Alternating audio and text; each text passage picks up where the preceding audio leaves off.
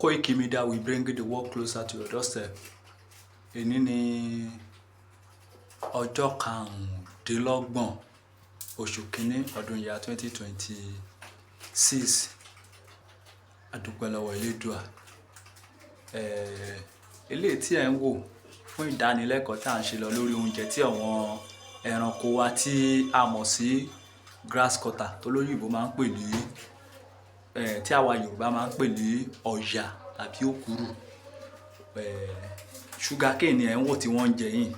Ṣé mo pé a ti ń sọ fún yín láti bí ọjọ́ mélòó kan pé wọ́n fẹ́ràn oúnjẹ yìí púpọ̀. Sugar cane yẹn ni àwa Yorùbá máa ń pè ní ìrèké. Nílẹ̀ Yorùbá máa ń pè ní ìrèké.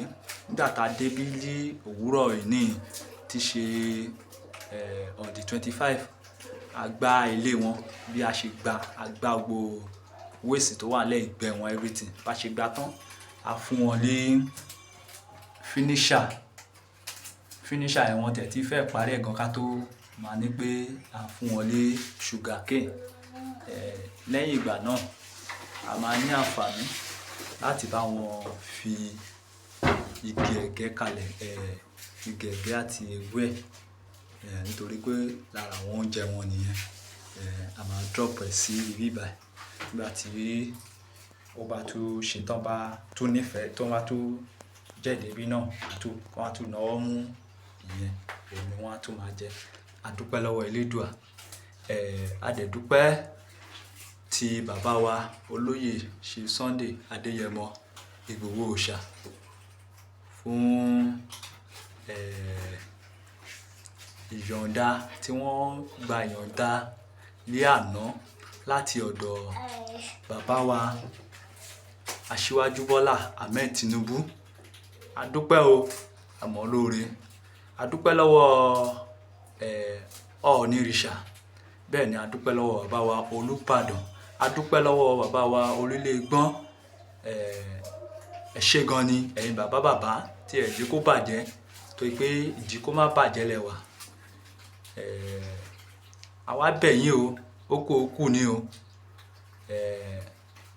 Ilẹ̀ Yorùbá a gbọ́dọ̀ ní òmìnira tiwa o tó ti kan dandan. Lẹ́ẹ̀kan sí, Koiki Media will bring the world closer to your doorstep. Èní ni on the 25. Ìdánilẹ́kọ̀ọ́ náà ń tẹ̀síwájú nípa nǹkan ọ̀sìn wa tí a mọ̀ sí grass cutter. Ọ̀yà ló ń jẹ́ bẹ́ẹ̀ lédè Yorùbá. Ọ̀yà ni. So a dúpẹ́ wọn nìyẹn. Jẹ́ kẹ́ wò dáadáa. Ẹ ti rí wọn bẹ́ẹ̀. Wọ́n ní. So fún ẹ̀yin tí ẹ ń béèrè lọ́wọ́ wa lábẹ́ aṣọ tí a ti fún yín ní èsì, ẹ má bínú. Ọ̀nà pọ̀ ni àti pé èsì àwọn tá à ń fún lésì wọ́n pọ̀ gan. So a máa reply yín lẹ́yọ̀ kọ̀ọ̀kan one by one. Koiki Media bringing the world closer to your doorstep. Ẹ ṣé gan ni o, ire o. A ṣe ìsinmi aláyọ̀ lé ayé o.